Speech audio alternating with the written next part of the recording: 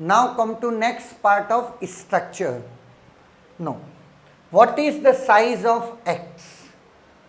If integer takes 4 byte and character takes 1 byte.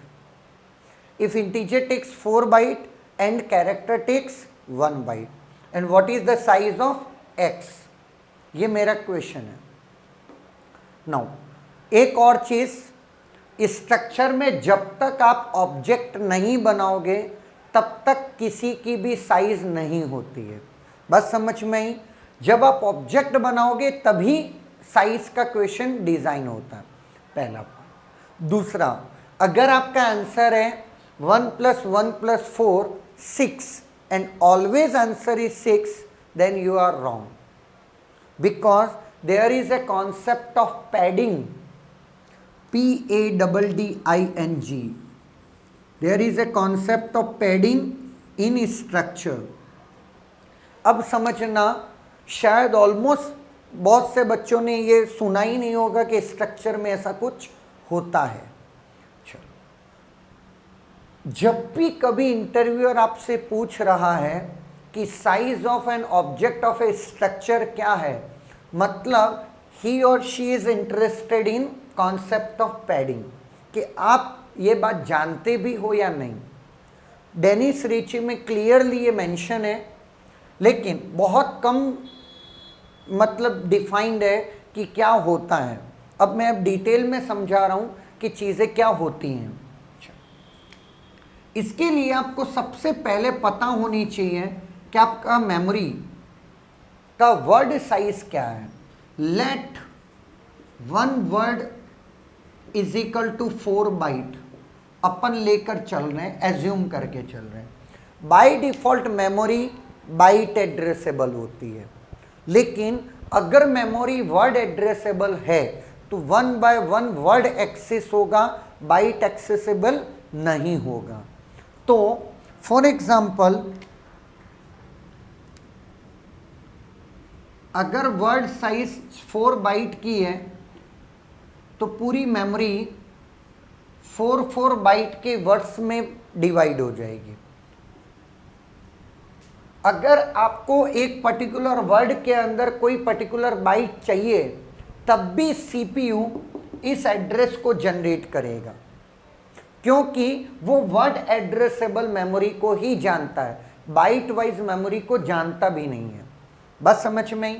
Next, अब अगर मेरी 1 word is equal to 4 byte है और एक कैरेक्टर, दूसरा कैरेक्टर 4 बाइट का इंटीजर मेमोरी में किस वे में स्टोर हो, पहले समझते हैं.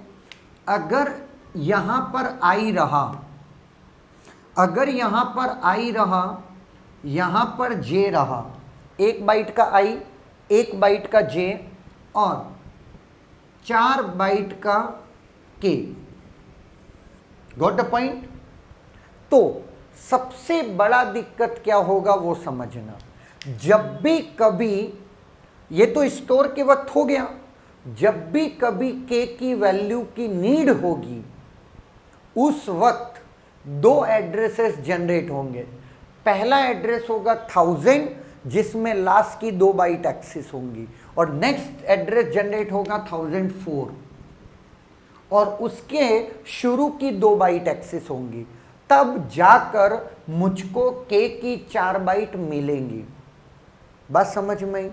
लेकिन मैं सीपीयू की एक साइकिल को रन टाइम पे बचा सकता था अगर मैं स्टोरेज ऐसे ना करके इसको मैं मेमोरी खाली छोड़ देता और मैं के को कहाँ स्टोर करता, इस जगह. अगर मैं ऐसा करता तो फिर आप के को जब भी एक्सेस करते आपको 1004 की रिक्वेस्ट करनी होती और आपको के मिल जाता. एक मेमोरी साइकिल में काम हो जाता. नेक्स्ट, बात समझ में. और यहां पर आई और जे के लिए तो आपको ऐसे भी 1000 के साथ ही काम हो रहा है. तो इस एक साइकिल को आप जब बचाने का सोच रहे हो तो एक्चुअल में ऐसा ही इम्प्लीमेंटेशन होता है. तो ये जो मेमोरी हॉल्स हैं, जिसे आप मेमोरी हॉल्स कह लो और पैडिंग बोल दो, या कुछ लोग इसको मेमोरी अलाइनमेंट भी बोलते हैं। बस समझ में ही, मेमोरी अलाइनमेंट बोल दो, पैडिंग बोल दो, या मेमोरी हॉल्स बोल दो, कुछ भी बोलो, तो ये वाले सारे कॉन्सेप्ट यही है। तो इस केस में एक और क्वेश्चन डिजाइन होता है, अगर ये है तो x की साइज क्या हुई, 6 ना हो करके क्या हुई, 8 बाइट्स। बस समझ में आई, x की साइज 6 ना हो के क्या हुई, 8 बाइट। पहला क्वेश्चन तो ये हो गया। सेकंड क्वेश्चन, अगर आपको लग रहा है कि इसकी बजाय मैं लिखता कैर आई इंटीजर के और कैर जे, अगर आपको पैडिंग का कोई भी नॉलेज नहीं है तो आप क्या सोचते, there is no difference between this and this, क्या फर्क पड़ता है, ऊपर नीचे ही तो लिखा है। लेकिन बहुत फर्क पड़ता है जब आप ये लिखते हो और ये लिखते हो। बस समझ में आई, वो हम समझते हैं कि ऐसा क्या हो गया है। अब समझना, अगर मैं ऐसा लिखता हूं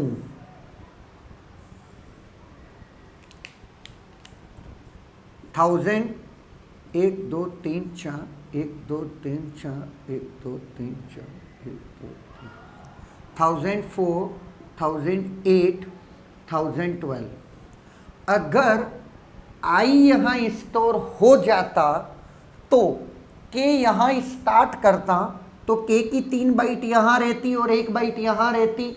ऐसे केसेस में मैं k को यहाँ स्टार्ट ना करके इसको 3 बाइट का मेमोरी होल दे देता और k कहाँ शिफ्ट हो जाता, इन 4 बाइट्स में। k की 4 बाइट्स में आने से अगर मैं कैरेक्टर j, फिर j यहाँ जाता, गॉट पॉइंट। अगर j चला गया और तब आप x की साइज पूछोगे तो आपको क्या प्रिंट करके देगा, 12। क्यों, क्योंकि ये आपका, ये भी आपने ऑक्यूपाई कर लिया। अगर किसी भी वर्ड की एक भी बाइट आपने एक्सेस कर ली तो वो वर्ड आपके खाते में गिना जाएगा। बस समझ में ही, तो 12 बाइट्स हो गए।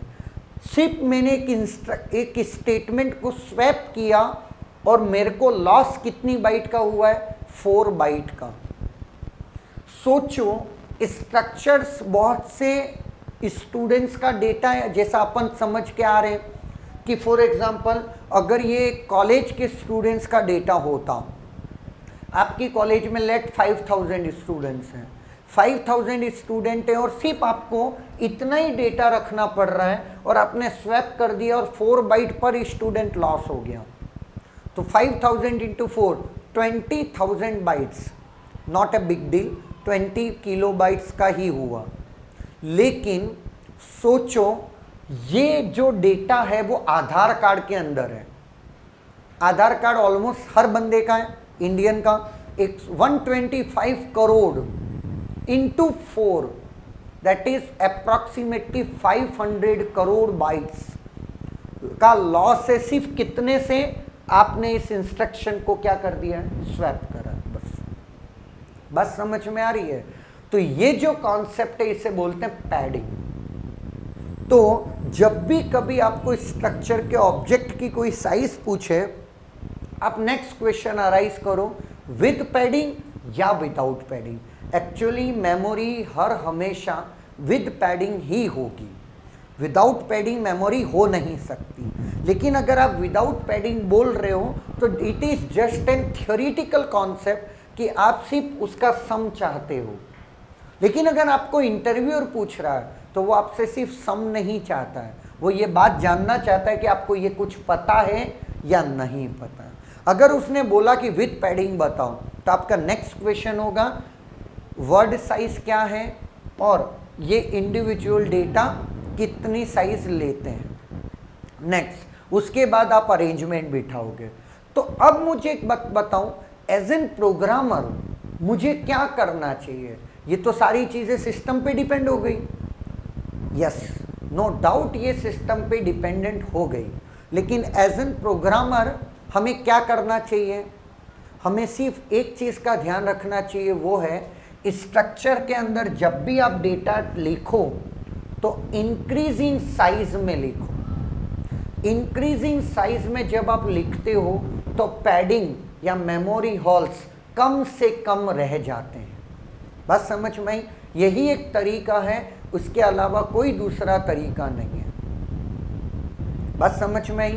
चलो, तो इन सारी चीज़ों का ध्यान रखोगे और ये कॉन्सेप्ट आप हर हमेशा याद